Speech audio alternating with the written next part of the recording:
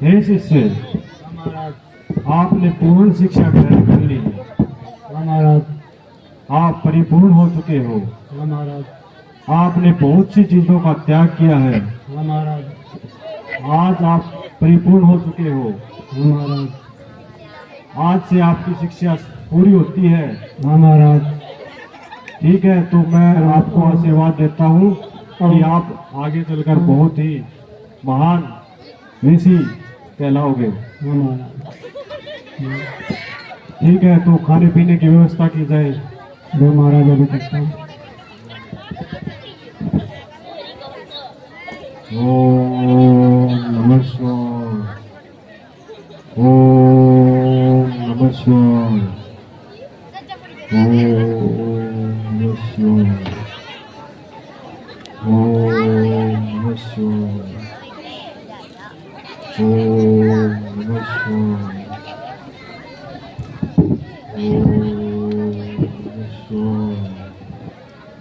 लक्ष्मण जी भैया।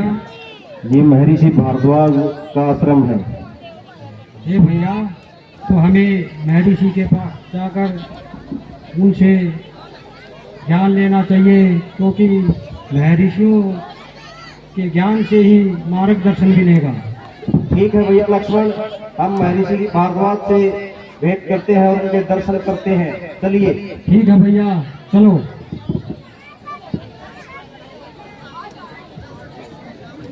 प्रणाम ऋषिवर। हे राम, आप आ गए। हम आपके ही आगमन का इंतजार कर रहे थे। हम कड़ी तपस्या कर रहे थे, आपके आने का इंतजार कर रहे थे।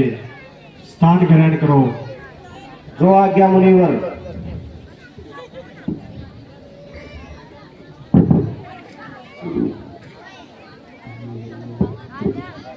हे राम, हम आपको अचानक यहाँ पे देख के हैरान हो गए। आप किस वजह से आप यहाँ पे आए हो? अपना व्रता का गुणगान करें। हे मुनिवर, पिताश्री ने 14 वर्ष का वनवास दिया हुआ है और उनके वचनों का पालन करने के लिए मुझे वन में आना पड़ा। उनके वचनों का पालन करना मेरा धर्म है, मेरा फर्ज है। हम जानते हैं राम, आप धनवान और गुणवान हैं। आप जैसे महान योद्धा से यही उम्मीद है कि आप पिताश्री की आज्ञा का पालन करोगे। लेकिन ऐसा कौन सा पिता होगा जो अपने बेटे से बिछड़ के सुख शांति से राज्य में रह रहा है? हे मुनिवर, पिताश्री का तो पता नहीं वो किस अवस्था में होंगे, लेकिन हमें तो हर हाल में उनकी आज्ञा का पालन करना है और उनकी आज्ञा का पालन करते हुए हम दोनों के बीचों बीच चलते चलते आपके आश्रम तक पहुंचे हैं। ये मेरे छोटे भाई लक्ष्मण है और ये मेरी भार्या सीता। लक्ष्मण बैठो। प्रणाम देव। देवी सीता, आप भी बैठो। हे राम। जी मुनिवर। आपका बड़प्पन है कि आप इस कुटिया में पधारे। हम आपको आशीर्वाद के सिवा कुछ नहीं दे सकते, लेकिन आपके पास वो सारे गुण और वो सारे अस्त्र शस्त्र मौजूद हैं, लेकिन फिर भी हम आपको कुछ अस्त्र शस्त्र प्रदान करना चाहते हैं। हे मुनिवर, वैसे तो गुरु वशिष्ठ ने और महर्षि विश्वामित्र ने मुझे हर शक्ति प्रदान की हुई है। मैं किसी को मना नहीं कर सकता। जो भी मुझे अपने शक्ति स्वरूप वरदान देते हैं मैं ग्रहण करता हूँ।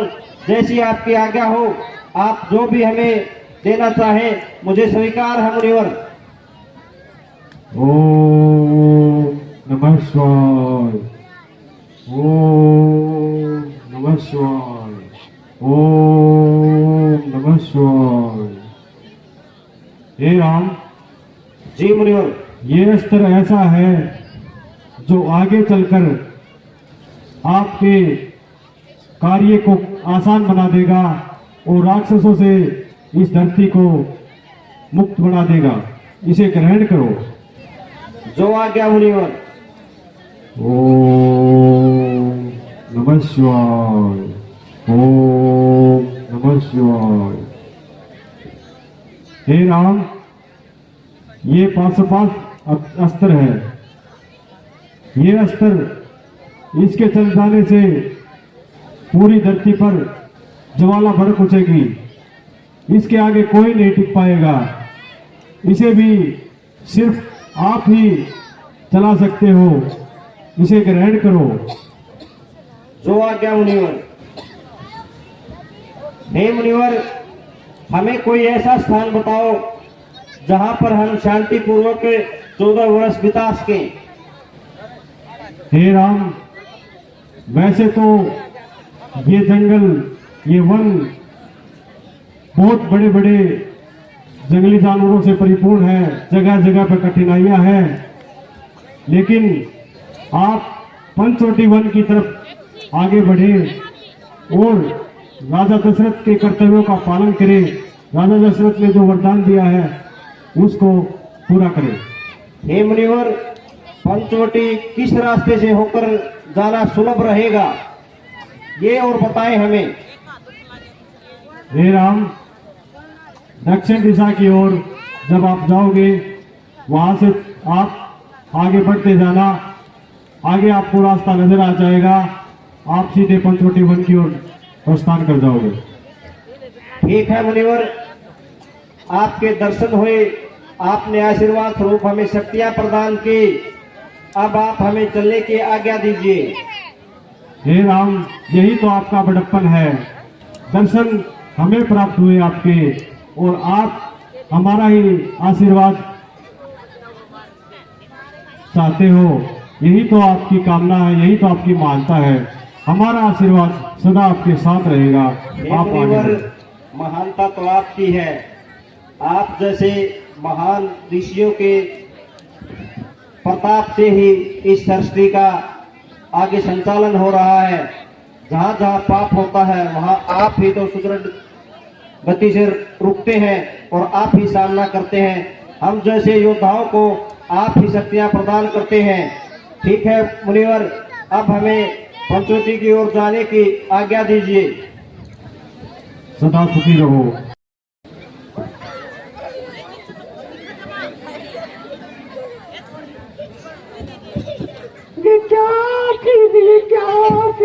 क्या हो गई महारानी? आपके रास्ते का कांटा साफ हो गया। राम को वनवास और भरत को राज्य मिल गया। क्या आप खुश हो? आप खुश तो बहुत हूँ मंत्रा, हाँ महारानी। लेकिन क्या महारानी? भरत भी और शत्रुघ्न भी महल में आने वाले हैं। अच्छा। और भरत मुझे सफेद वस्त्रों में देखेगा तो उसका क्या हाल होगा? लेकिन महारानी, ये तो मेरे ऊपर भी कुछ आ जाएगी। कहीं अगर ये मेरे को पीट ना दे।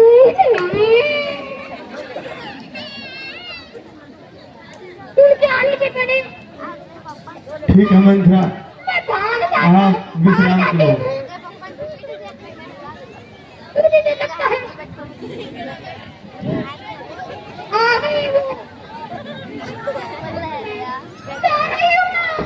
ठीक है मंत्रा।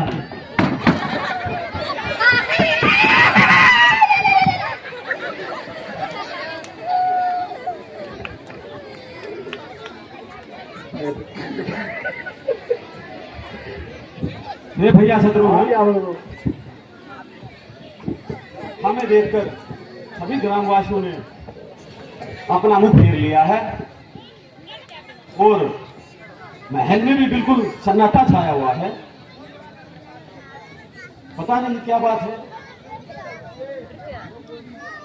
चलो भैया भरत, अंदर चलकर देखते हैं। हाँ चलो भैया।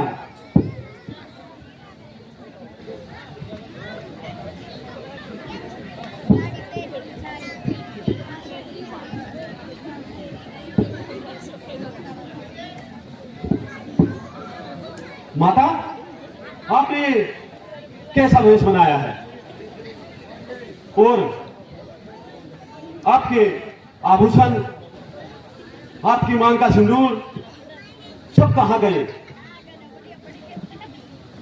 बेटा, संसार में जो जन्म लेता है उसे एक ना एक दिन त्याग करना पड़ता है। तुम्हारे पिताश्री स्वर्ग सिधार गए बेटा। क्या माता, ये कैसे हो गया माता? धीरज रखो बेटा, ये सोने को कौन टाल सकता है। मैं कितना अभागा हूं कि मैं अंतिम समय अपने पिताजी के दर्शन भी नहीं कर पाया। मैं कितना अभागा हूं माता, लेकिन ये सब कैसे हुआ माता? और पिताजी के मुख पर आखिरी शब्द क्या थे, मुझे बताइए माता। उनके अंतिम शब्द राम थे बेटा। राम? क्या राम भैया भी यहाँ नहीं थे और लक्ष्मण भी नहीं थे? नहीं। तो वो कहाँ गए थे माता? वो वन में थे बेटा। वन में? वन में किस लिए? बेटा, आपके पिताश्री ने मुझे अपने दो वचनों में बांध दिया था। कैसे वचन बने माता? पहला कि राजा राम नहीं तुम बनो, और राम के लिए 14 वर्ष के लिए वनवास। क्या माता, तुमने इस राजमहल के लिए तुमसे भी बढ़कर रखने वाली माता कौशल्या और उसके पुत्र को इतना बड़ा दंड दिया, उसने अपना स्वाद खो दिया मैं और क्या करूं तुमने बेटा। अपने पुत्र के लिए, इस राज सिंहासन के लिए, तुम तो माता कहलाने के लायक भी नहीं हो। तुमने कितना बड़ा छल किया है। ये सब मैंने तुम्हारे लिए किया है बेटा। मुझे कुछ नहीं चाहिए माता, लेकिन तुम माता कहलाने के लायक नहीं। तुम तो कुलहरनी हो, कुलहरनी। आज के बाद तुम समझना कि तुम्हारा भर्त मर चुका है और नहीं मैं बेटा। समझूंगा कि मेरी माता मर गई। नहीं बेटा, नहीं, ऐसा मत बोलो। ये सब मैंने तुम्हारे लिए किया बेटा। नहीं, तुम्हारे लिए। मुझे कुछ नहीं चाहिए, ना ये राजमहल, ना ये राज्य।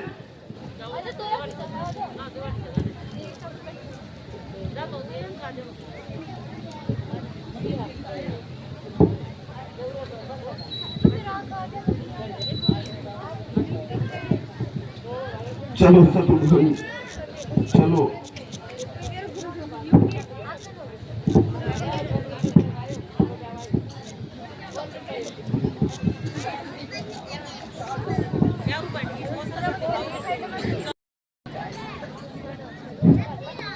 हे प्राणनाथ, आज मैंने एक बहुत ही अजीब सपना देखा। कैसा सपना सीते? मैंने देखा कि भरत सेना सहित इधर आ रहे थे। सबके मुख मलिन थे, मन से सब बहुत दुखी थे। अच्छा। हे भैया, हाँ लक्ष्मण। आप थोड़ी देर आराम करें, तब तक मैं वन में जाकर कुछ लकड़ियां लेकर आता हूं ताकि भोजन की व्यवस्था हो सके। ठीक है लक्ष्मण।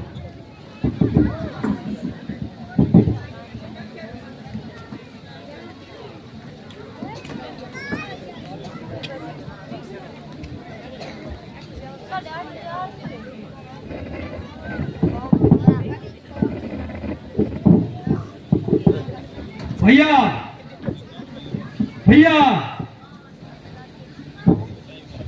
हे भैया, मैं जब लकड़ियां काट रहा था तो मैंने पेड़ पर चढ़कर देखा कुछ सूर्य पताकाएं हमारी तरफ बढ़ रही थी। अनेक घोड़े, हाथी और हजारों सैनिक थे। मुझे तो ऐसा लगता है कि भरत के मन में पाप आ गया है और वो हमारे लिए यहाँ आ रहा। हो सकता है कि वो अपनी सेना सहित हमें मारने के लिए यहाँ आ रहा हो। हे भैया, वो काफी सेना लेकर इधर आ रहा है, हमें सचेत रहना चाहिए। यहाँ आने से पहले हमें कुछ पता नहीं वो किस प्रयोजन से आ रहा है, इसलिए धीरज रखो लक्ष्मण।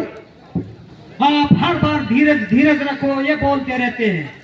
जब आप राज सिंहासन हो रहा था तब भी आपने कहा धीरज रखो। हो सकता है वो आक्रमण कर दे हम पर और तब तक हम कोई अपनी सुरक्षा के लिए तीर भी न चला सके। ऐसा कुछ नहीं है लक्ष्मण, उसके आने के बाद ही उसके प्रयोजन का पता चलेगा। नहीं, यदि भरत ने ऐसा किया तो मुझे तुम्हारी सौगंध भैया, मैं उस भरत और उसकी सर्व सेना को मौत के घाट उतार दूंगा। तनिक धनुष उठाने से पहले होश रखो लक्ष्मण, होश रखो। नहीं भैया, ऐसा नहीं हो सकता, मुझे आप नहीं रोक सकते।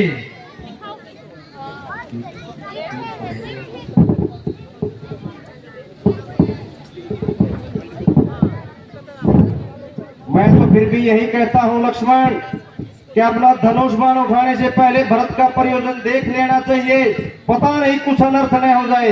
नहीं भैया, आज मैं उसे मौत के घाट उतार कर ही चैन लूंगा।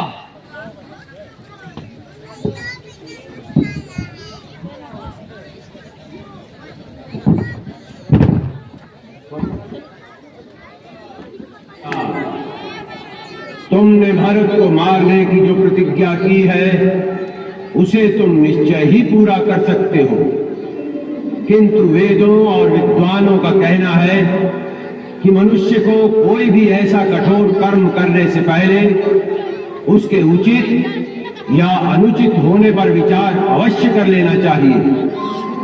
कोई बड़ा और महत्वपूर्ण कार्य बिना सोचे समझे अकस्मात नहीं कर देना चाहिए जिससे पीछे पछताना पड़े।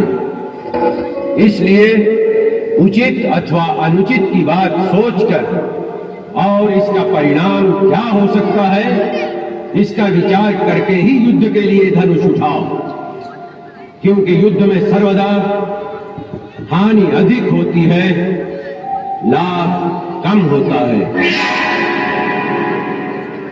सुन लिया मेरे भाई, सुन लिया। अगर आज कुछ अनर्थ हो जाता तो हम कहीं के नहीं रहते मेरे भाई। हे भैया, मुझे क्षमा करें, मुझे मालूम नहीं था कि भरत हो सकता है हम पर चढ़ाई करने के लिए आ रहा हो। तुम हर बार गुस्से से काम लेते हो लक्ष्मण। अगर आज गुस्से में कुछ अनर्थ हो जाता तो सिवाय पश्चाताप के हमारे पास और कुछ नहीं रहता। क्या पता भरत किस प्रयोजन से हमारे पास आ रहा है, शायद वो हमसे मिलने आ रहा हो, ये तो उसके आने के बाद ही पता चलेगा। इसलिए थोड़े आप शांत रहो। और आकाशवाणी को भी आपने सुना होगा, आकाशवाणी कभी झूठी नहीं होती भैया। ठीक कह रहे हो भैया, लेकिन मैं क्या करूं, जब भी आपके ऊपर कोई विपत्ति आती है तो मुझसे सहन नहीं होता। ठीक है, आ जाओ, भरत का इंतजार करते हैं, आ जाओ। ठीक है भैया।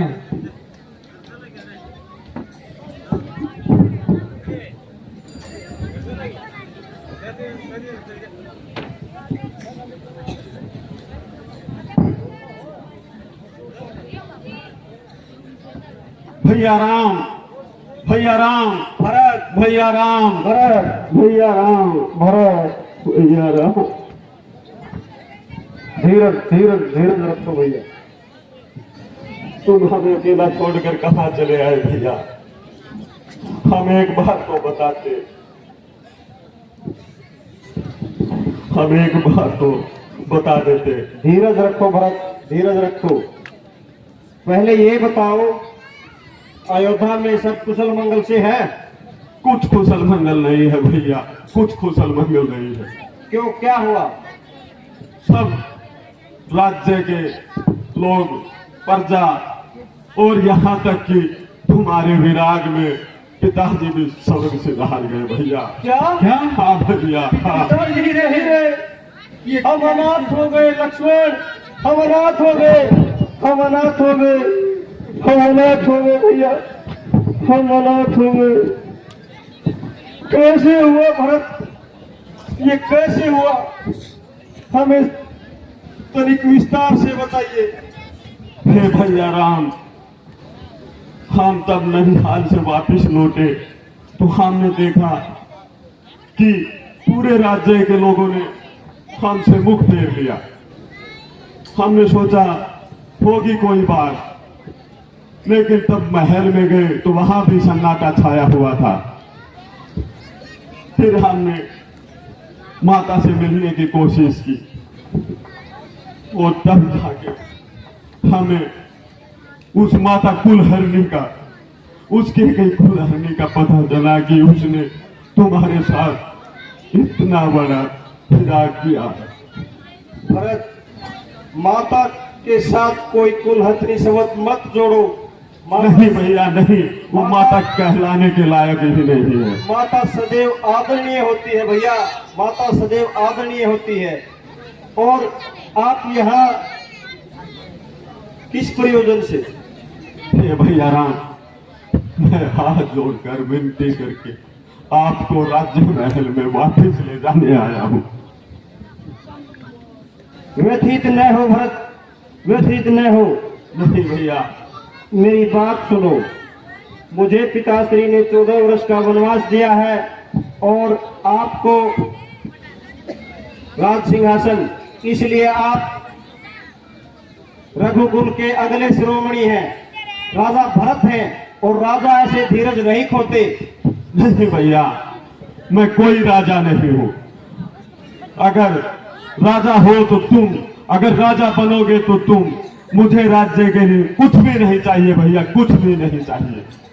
भरत, हट क्यों करते हो? आपको ये पता है पिताश्री ने मुझे 14 वर्ष का वनवास दिया है और आपने राजकाज संभालना है। ठीक है, 14 वर्ष के बाद मैं वापस आऊंगा तो अपना राज्य ले लूंगा। तब तक आप राजकाज अच्छी तरह से चलाएं, माताओं का ध्यान रखें और गुरुजनों का भी ध्यान रखें। मैं कुछ नहीं जानता भैया, आप तो 14 वर्ष की कह रहे हैं। मैं आपको अभी साथ लेके राजमहल चलूंगा। हट क्यों कर रहे हो भरत? पिताश्री ने वनवास मुझे दिया है, आपको नहीं। इसलिए आपको 14 वर्ष तक अपना अयोध्या राज्य संभालना चाहिए और मुझे 14 वर्ष तक वन में रहने दो, ताकि मैं हंसी खुशी पिताश्री के वचनों का पालन कर सकूं। भैया, किस राज्य को संभालूं भैया, किस राज्य को? जिस राज्य के बारे में भरत को कोई ज्ञान ही नहीं है, कोई पहचान ही नहीं है, मैं कैसे राज्य संभालूंगा?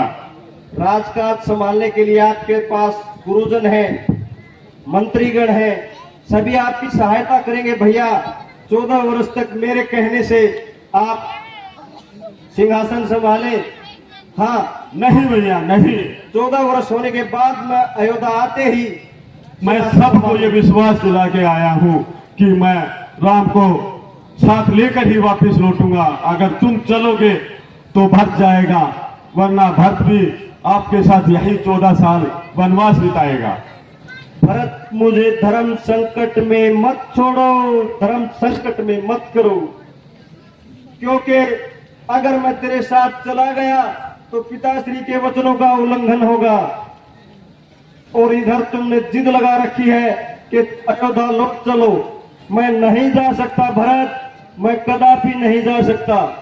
ठीक है भैया, तुम तो नहीं जा सकते, लेकिन हम तो यहाँ रह सकते हैं। ये कैसी अनर्गल बातें कर रहे हो भैया? हम सभी यहाँ वन में रहेंगे तो अयोध्या नगरी को कौन संभालेगा? सारी प्रजा अनाथ हो जाएगी। मुझे कुछ नहीं पता भैया, कौन संभालेगा कौन नहीं। मैं आपको लेने आया हूँ, अगर आप चलेंगे तो मैं अयोध्या लौटूंगा, वरना मैं भी नहीं। भरत, क्यों जिद कर रहे हो मेरे भाई?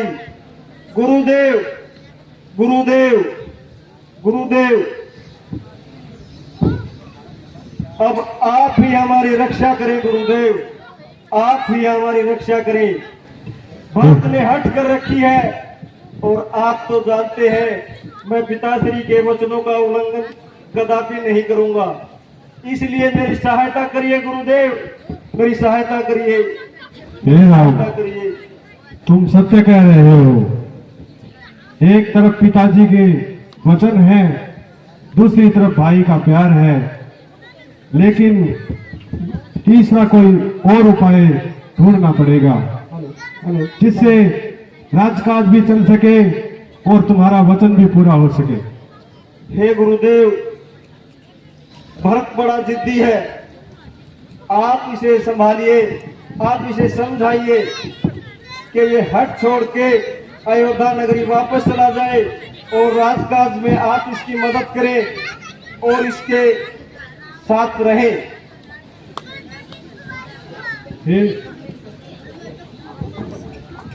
भैया लक्ष्मण, भैया भरत, मैं आपसे हाथ जोड़कर क्षमा मांगना चाहता हूँ भैया। नहीं भैया, मैं क्षमा के लायक नहीं, मैं तो दंड का पात्र हूँ। नहीं भैया, मैंने आपके प्रति गलत विचार मन में उत्पन्न किए भैया, मुझे क्षमा करना। नहीं लक्ष्मण नहीं, तुम क्षमा मत मांगो। तुम्हारा और भाभी दोनों का गुनहगार हूँ मैं, पापी हूँ मैं।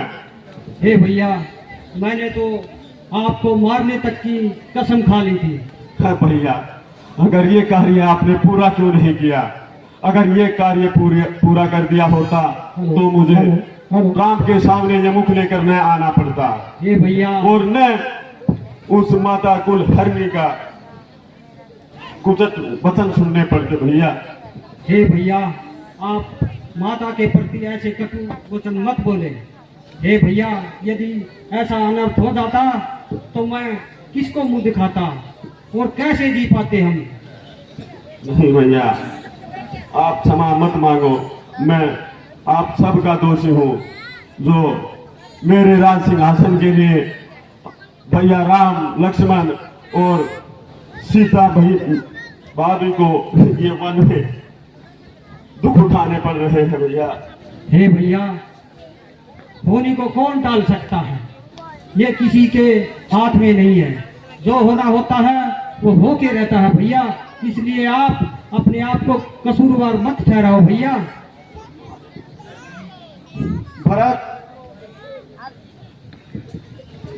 जिद को छोड़कर मेरे भाई अयोध्या वापस चले जाओ।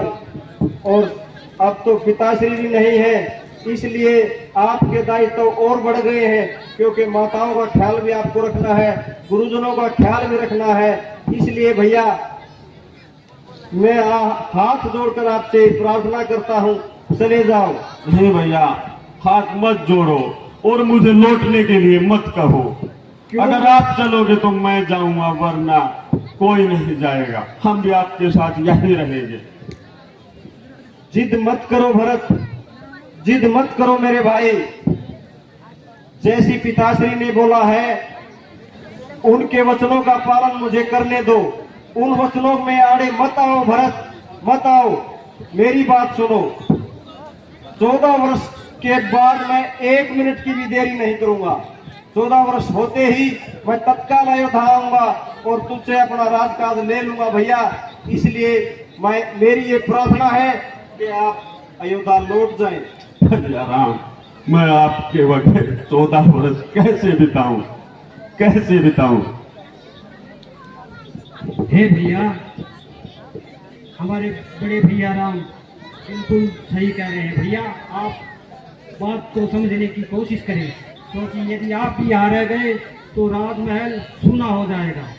राजमहल तो भैया सूना पहले ही हो गया था, तब राम ने अयोध्या छोड़ दी थी। उसके बाद फूल पत्ती पूरा राज्य बिल्कुल मुरझाया हुआ है भैया, बिल्कुल मुरझाया हुआ है। हे गुरुदेव, अब आप भी हमें कोई उचित मार्गदर्शन दें। आपका कहना भरत नहीं टाल सकते, इसलिए हम दोनों में से कौन कहाँ रहेगा, आप ही हमें बताएं गुरुदेव, आप ही बताएं। हे भरत, राम सत्य कह रहे हैं, आप इनकी बात को मत टालें और इनकी बात का आदर करें। कैसे गुरुजी, आप आगे का मार्ग आप ही दिखाएं। राम तो वचन में बंधे हुए हो, लेकिन आप तो नहीं बंधे हुए। आप राज्यकाल को संभालें ताकि राज्यकाल की आगे की जितनी भी काम है वो पूरा हो सके। हे गुरुदेव, राजा होगा तो राम होगा। मैं कभी भी भैया राम के सिंहासन पर नहीं बैठ सकता। अगर उस सिंहासन पर बैठेंगे तो सिर्फ भैया श्री राम। गुरुदेव, आप ही कुछ बताइए, इसे समझाइए और बताइए क्या करना चाहिए। मैं क्या बताऊं राम, फिर भी इनके अलावा तीसरा एक ही रास्ता है। वो क्या आप है गुरुदेव? इन्हें अपनी चरण पादुका दे दे ताकि ये उन्हें सिंहासन पर रख के आपका 14 वर्ष तक इंतजार कर सके। ठीक है गुरुदेव, मुझे ये बात मंजूर है। लक्ष्मण, मेरी चरण पादुकाएं लाओ। जी भैया।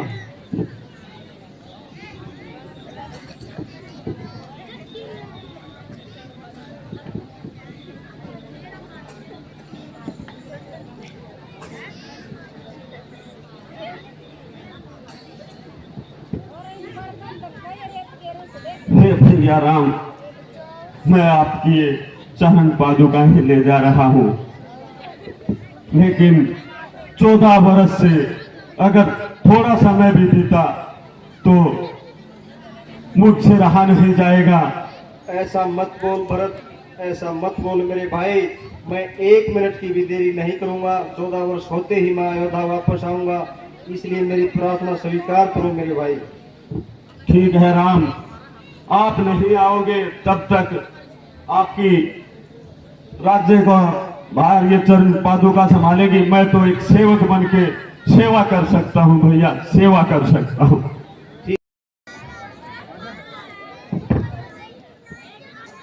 ये राक्षस ही कौन आ गया?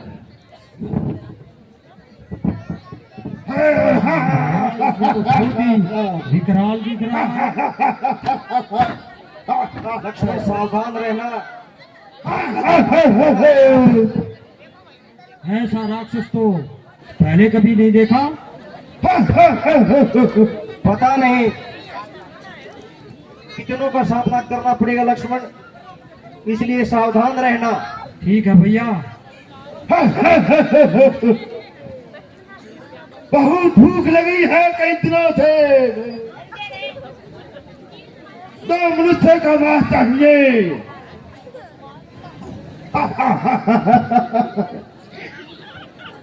हे भैया,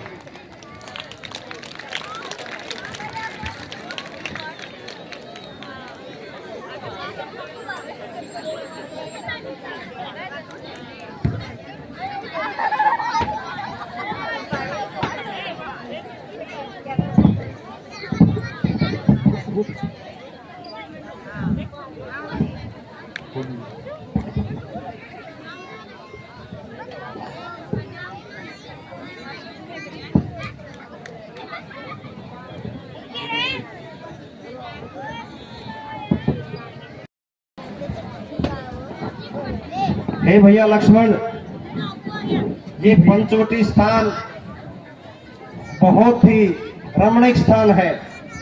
यहाँ आपने जो अपने परिश्रम से पर्णकुटी बनाई है, ये दर्शनीय है भैया, दर्शनीय है। महलों में भी रहना इसके आगे फीका लगता है हमें। हे भैया, ये सब आपकी ही कृपा है। हे भैया, मैं एक बार ध्यान मगन होता हूँ, तब तक आप लकड़ियां लेकर आ जाइए।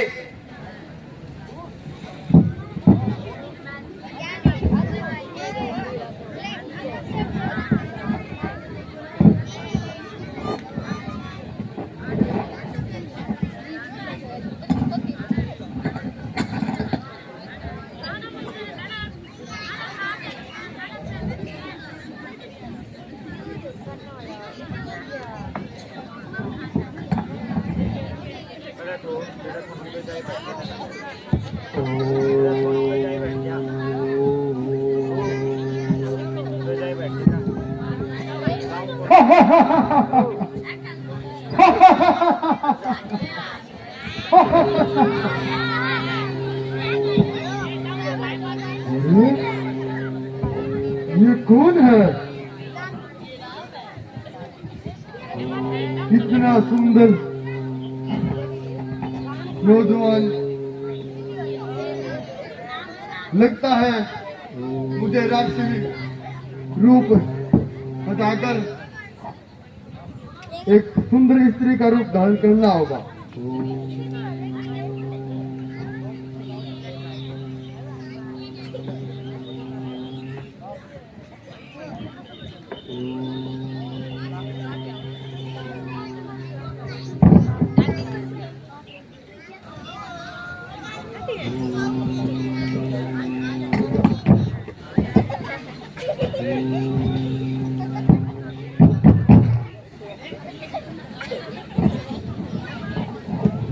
कौन हो सुंदरी और किस प्रयोजन से आई हो?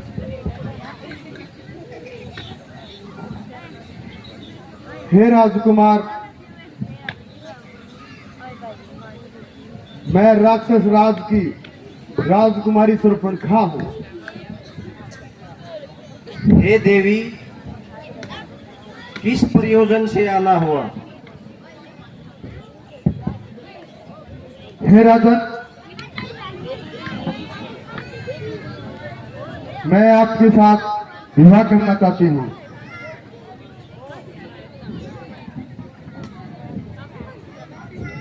मेरे साथ विवाह करना चाहती हो?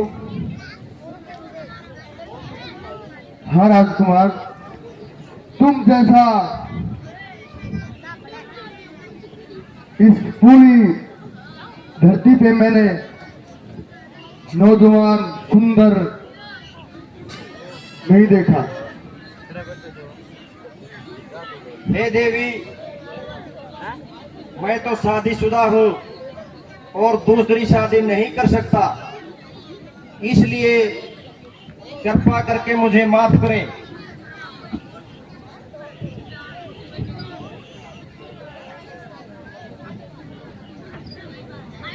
फिर वो कौन है? ये मेरे छोटे भाई लक्ष्मण हैं।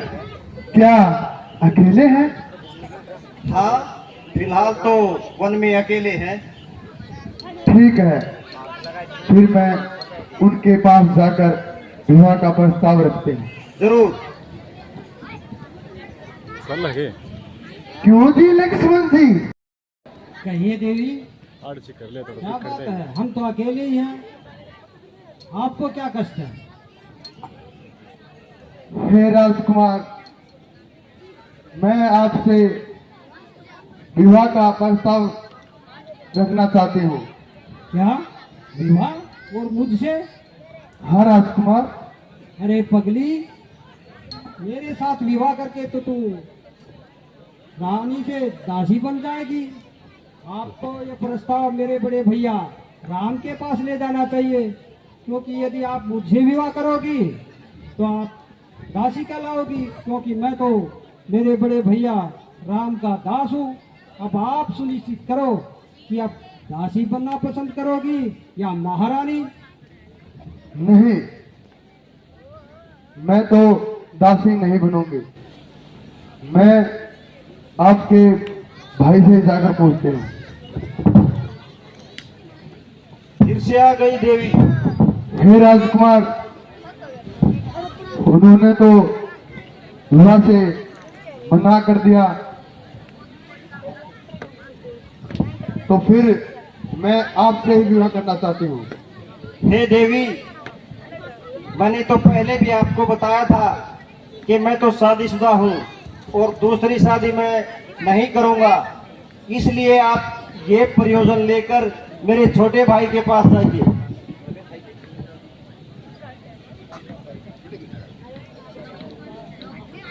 हे राजकुमार,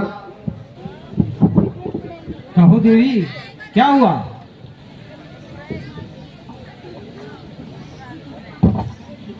ये राजकुमार भी मना कर रहा है देखो, और आप से मैं फिर से विवाह का प्रस्ताव लेके आई हूँ। देखो देवी, मैंने बता दिया है आपको, यदि तुम मेरे साथ विवाह करोगी तो आपको क्या मिलेगा? अनेक कष्ट भोगने पड़ेंगे, दासी की तरह रहोगी। नहीं, तो फिर मैं दासी नहीं बनूंगी। तो फिर मुझे विवाह करने के लिए आप मुझे क्यों उत्साहित कर रही हैं? हे राजकुमार, कहो देवी। मैं आपसे विवाह करना चाहती हूँ। हे देवी, मैं पहले से शादीशुदा हूँ, इसलिए आप ये प्रयोजन लेकर मेरे छोटे भाई के पास जाइए और प्यार से एक बार ये प्रस्ताव उनके सामने फिर रखिए।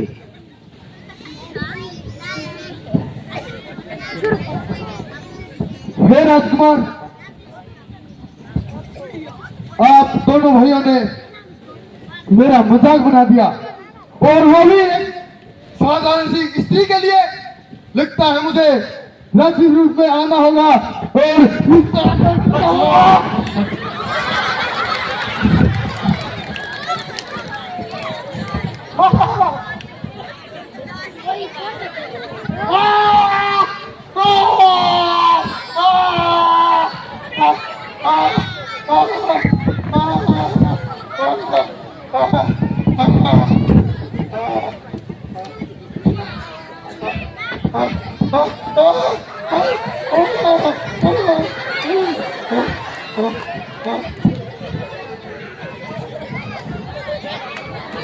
देखा भैया, कितनी भयानक राक्षसी थी। हाँ भैया,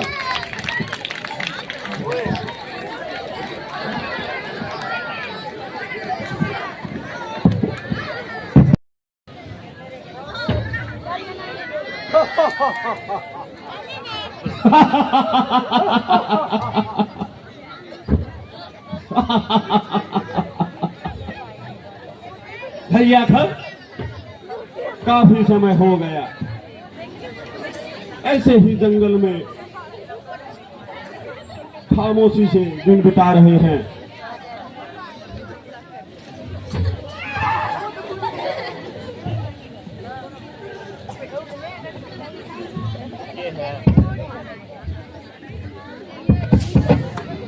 हेलो।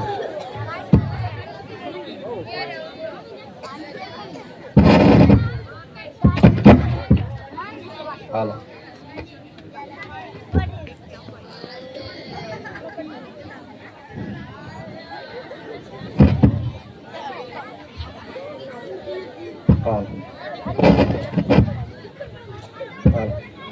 अंग्रेजों के जमाने के राजा है,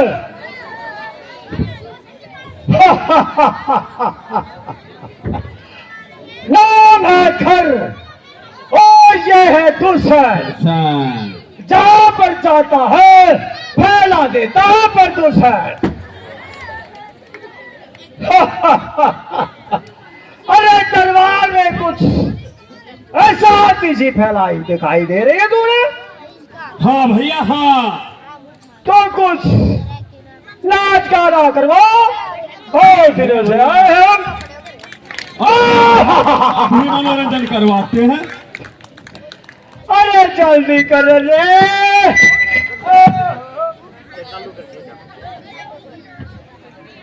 दे दो मंत्री को बुलाओ। खंत्री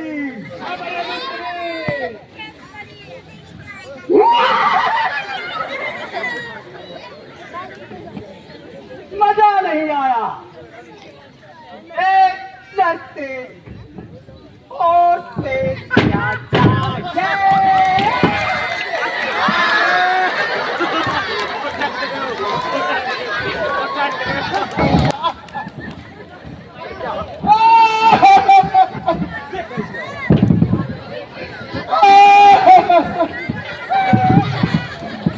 दुआई हो घर को दूसर को दुआई हो। अरे कैसी दवाई हो, कैसी दवाई हो। आपके रास्ते में एक अपना पे अत्याचार हुआ। अरे क्या हुआ बहन सुरपनखा? अरे नाक कटा नकटी हुई, चेहरा लहूलुहान। बोल बहन सुरपनखा, तेरा किसने किया ये हाल? एक मानव ने मेरा ये हाल कर दिया। मानव ने? हाँ, किसकी मौत आई है, जल्दी बताओ।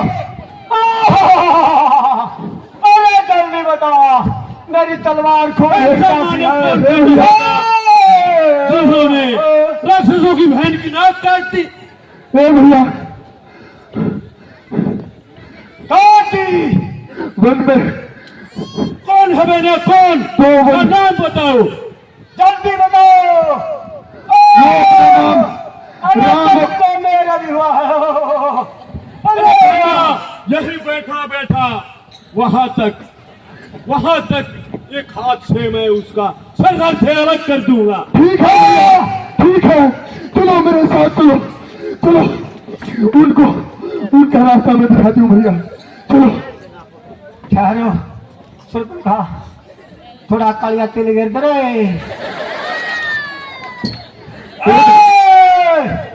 अरे इस मनुष्य के लिए हमें जाने की क्या आवश्यकता है बहना? हमारी सेना कितनी विशाल है, हमारी सेना ही उनका सर धड़ से अलग कर देगी। ये कौन है?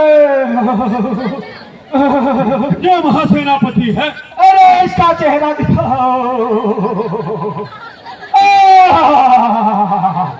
इसका चेहरा जाना पहचाना दिख रहा है। अरे इसका चेहरा तो घर के कट्टे पर दिखाई दिया था मुझे। भैया बस उस पर थोड़े सींग नहीं थे, चेहरा वही है। अरे भैया, इसकी पहचान से तो सोना भी बिकता है।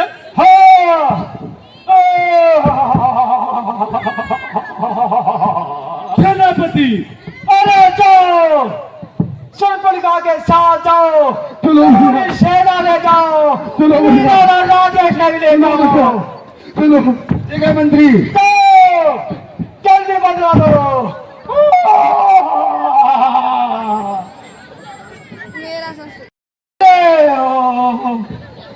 लड़ाई करोगे, मुझे डर लग रहा।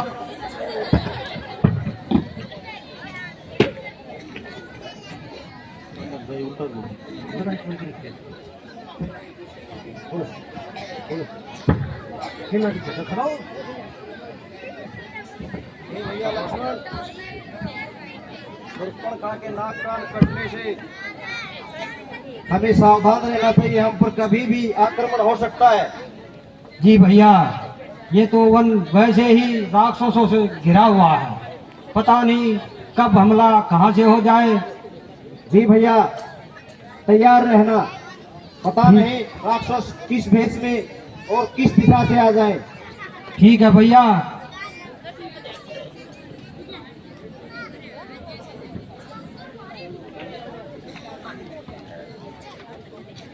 हमें चौकन्ना और होशियार रहना होगा। हाँ भैया, काफी शोर सुनाई दे रहा है। लगता है पूरी सेना आक्रमण करने के लिए इधर आ रही है। जी भैया, लगता तो मुझे भी ऐसा ही है। लगता मुझे पूरी सेना ही इधर आ रही है हम पर आक्रमण करने के लिए, इसलिए तैयार रहो लक्ष्मण। ठीक है भैया, मैं तैयार हूँ। देखते हैं कौन कैसा राक्षस आता है। जब आपने उसके नाक और कान काटे तो वो भैया खर दूषण ऐसा आलाप कर रही थी। हो सकता है भैया उन्हीं राक्षसों में से किसी एक आध राक्षस का नाम हो। जी भैया।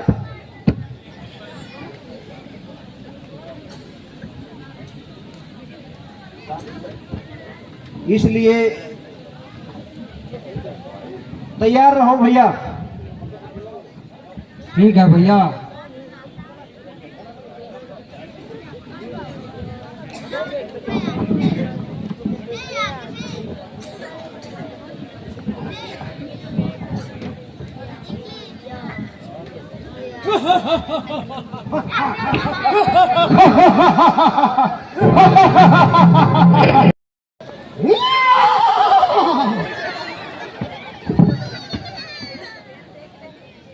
भैया दुष्यंत, क्या बात है? हम जब भी आते हैं प्रजा उदास दिखाई देती है। हाँ भैया। अरे कट गए तेरे पर। अरे पर तो हमने बड़े बड़ों के काट दिए भैया, लेकिन ये पखेरु कैसे? ये क्या है? ठहरो।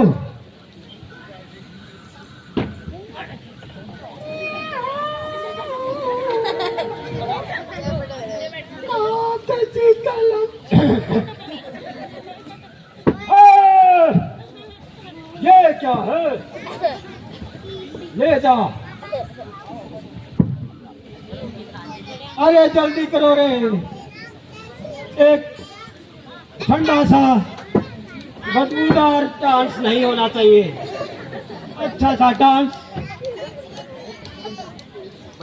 भैया दुष्यंत। हाँ भैया। और कितना इंतजार करवाओगे? अरे भैया, ये यहाँ जंगल में पता नहीं। ये जानवर को उठा के फेंक। अरे अरे अरे,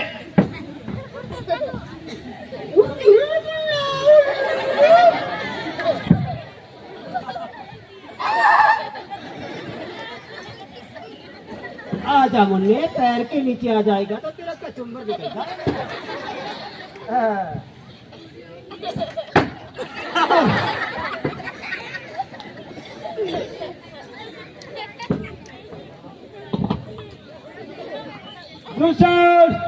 भैया क्या हुआ?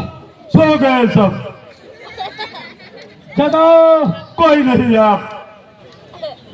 हम तो हैं, हम हैं, तुम हो। तुम हो तो क्या तुम हो, और हम हैं तो क्या हम हैं। हे भैया खर, हे भैया दूसर, तुम्हारी तो सेना भी मारी गई और मुझ पे भी अत्याचार।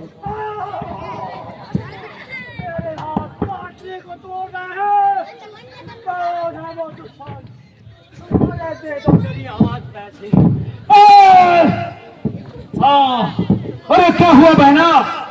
अरे मेरी आवाज से वैसे ही मर जाएंगे। भैया खर, आपने जो सेना भेजी थी, क्या हुआ? सेना उन दोनों मानवों ने उनको मार डाला। क्या इतनी भयानक सेना को मार डाला? हाँ भैया खर। क्या? हे भैया भैया! दूसर, अरे रुको यार, तेरे को तो बोल नहीं देते हो। जाओ, तुम अकेले लड़ो, मैं तो यही मस्ती में ठीक हूँ। मत बजाना, मैं थक चुका हूँ। ए भैया दूसर, ए भैया दूसर, क्या ए कमला पे अत्याचार हुआ है भैया। ए भैया आप ठीक लो भैया, क्या बता भैया, घर अकेला पड़ता है। अरे पसीने पोंछ रहे थे। अरे बहना, तू वहां जंगल में क्या लेने गई थी? क्या करने गई थी तो? अरे लीकड़े चुगने गई थी क्या? 2 सिलेंडर और भरवा देता बहुत जुल्म हुआ है सुरपनखा के ऊपर। अरे मैं उनको मार दूंगा। किसने काटे हैं नाक और कान? बता बहना, कौन है वो? इतनी भयानक सजा दूंगा रे। ए भैया खैर, उनके साथ एक स्त्री भी है। स्त्री? हाँ, जिनको ला रही थी आपकी महल की शोभा बढ़ाने के लिए, और तब उन्होंने मेरा ये हाल कर दिया। ए भैया खैर, ए भैया दूसर, अरे बहुत बुरा हाल किया है। इससे ज्यादा बुरा हाल सारी नस काट के। जल्दी ले जाओ इसको, ग्लूकोज चढ़वाओ, कुछ बैटरी का पानी चढ़वाओ, ठीक हो जाएगी। मैं लड़ने के लिए जा रहा हूँ। चलो भैया, मैं भी आपके साथ चलता हूँ। चलो चलो चलो चलो। आइए भैया, अरे आओ आओ। आइए भैया। पर्दा मत डाल रे बेकसूर। जब तक हम हैं कोई गम नहीं है। लड़ाई के लिए पुकारो जालिमों को। किसने नाक और कान काटे? मैं तो उसकी गर्दन नहीं, एक पैर काट देते हैं। देखते हैं कैसे चलेंगे वो। ये कौन आ गए रे? पुरबी आ गए रे। जल्दी इनका चूर डालो और दबा दफा करो रे। अरे कुछ बाजरा डाल दो, बगैर पीसवा करा हुआ। अरे ये सुंदर स्त्री कौन है? लक्ष्मण, होशियार रहना, लगता है इस बार वो स्वयं आ रहे हैं। अरे मुझे तो लगता है भैया। अरे रुको, ये तो वही लग रहे हैं। सुरपनखा बता रही थी, पैरों में चप्पल नहीं, हाथ में चूड़ी नहीं, पीछे वाली औरत है याद, ये पता नहीं। मैं इसके परवाह नहीं करूंगा। आप लगेगा मुझे अगले जन्म में हो सके मुझे ऐसे ही घूमना पड़ेगा। नहीं। हे भैया लक्ष्मण, तैयार रहो। हे मानव, कौन हो तुम? हम और यहाँ वनों में कैसे घूम रहे हो? राम और लक्ष्मण हैं, राम और लक्ष्मण अयोध्या निवासी। तो थोड़ा कहना वो लगता रे। हम अपने पिताश्री के वचनों का पालन कर रहे हैं।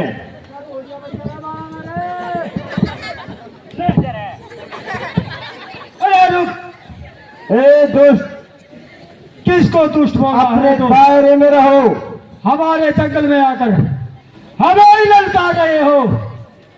हम तुझे पिटवा कर क्या कर देंगे मैं समझ नहीं पा रहा। दूसर हाँ भैया, क्या सजा देनी है इसको? इनको मृत्युदंड देना है भैया, मृत्युदंड। मृत्युदंड देंगे तुझे हम।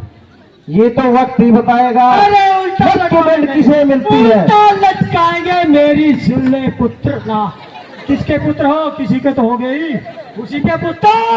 हम दशरथ के पुत्र हैं और किसी के नहीं। अरे ठीक से पहचानो मुझे भी, कुछ कुछ हो रहा है। ये तो सबको पता है। राम, दोस्तों, बड़ी बड़ी बातें क्या कर रहे हो? जिस प्रयोजन से आए हो वो करो वो। अरे दुष्ट, एक अबला नारी के नाक और कान काट लिए, अपने आप को वीर समझते हो? किसने कहा वो अबला नारी थी? वो तो अत्याचारी थी। क्या अत्याचार किया था बता। वो जबरदस्ती हमसे विवाह करना चाहती थी जो हमें मंजूर नहीं था। अच्छा तो ये बताओ ये कौन है। ये मेरी भार्या सीता। अच्छा इसे वो लेके आए हो तो यार इससे विवाह नहीं किया। इतने मुकदमे लगेंगे तेरे ऊपर ये नाबालिग और तू पेंशन लेने योग्य है। इतने मुकदमे ठोकेगी तेरे ऊपर दोस्त इस नाबालिग के साथ अपने दायरे में रहकर बात करो। ना कान काट दिया वो तो अबला नहीं थी। और ये देख अरे उम्र देख इसकी 14.5 साल मुश्किल से हुई है। अबला नारी ये क्या है तो ये अपराध नहीं है। ये तो स्वयंवर से जीत कर लाया था मैं। अरे बालकों को जीतता है तो जीतना है तो मेरे भैया के साथ जीत के दिखा। अरे तुम दोनों को तो मैं यमपुरी की सैर अभी करवाने वाला अच्छा। हूँ। ये जी कौन हाँ। सा शहर है यमपुरी। हमारे मनु अभी में रहकर अभी थोड़ी हमसे देर में बात अरे हमसे दुश्मनी मत कर। अभी थोड़ी देर में तुम्हें जो यमपुरी ये की सैर करवाता हूँ। पीली है ना अभी देखना। पीली ये लाल होते देर नहीं लगेगी। सावधान हो जा दोस्त और युद्ध कर युद्ध।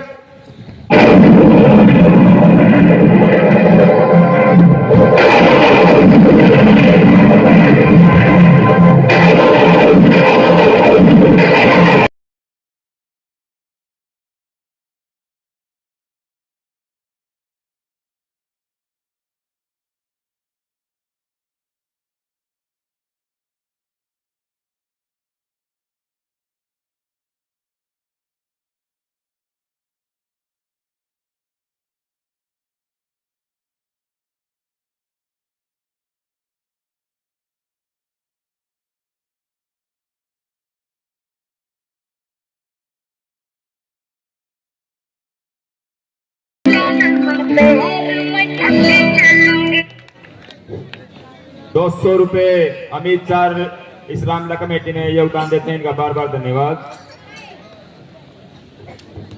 रुक जाओ भाई, थोड़ी देर रुक जाओ, 10-15 मिनट और बस।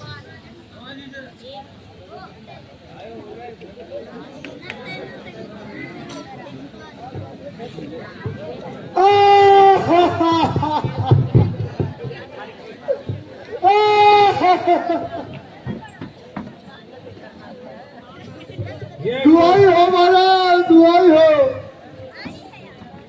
महाराज। ये तो हमारी बहन सुर्पणखा है। अच्छा हे भैया, रावण मुझ पर बहुत अत्याचार हुआ है। उनने दोनों मानवों ने मेरी नाक और कान काट दिए भैया। किसने कुछ साहस किया है? कौन थे वो जिसने तुम्हें इतना गहरा घाव दिया है?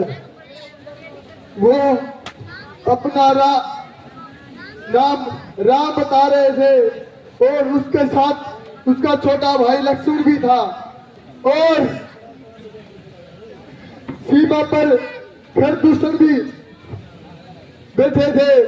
उन्होंने सीमा पर खरदूषण थे तो वो क्या कर रहे थे? मैंने उनके सामने जाकर अपनी बात रखी तो वो युद्ध में गए थे, लेकिन उन दो मानवों ने उन्हें युद्ध में मार डाला भैया। क्या मार डाला? खरदूषण को मार डाला? हाँ भैया, खरदूषण तो हमसे ताकत में किसी प्रकार भी कम नहीं, उन्हें भला कौन मार सकता है? भैया वो राम और लक्ष्मण थे और वो आए थे नगरी से, राजा दशरथ के पुत्र बता रहे थे और उनके साथ में एक स्त्री भी थी जिन्हें मैं आपके महल की शोभा बनाना चाहती थी। लगता है ये कोई देवताओं का षड्यंत्र है।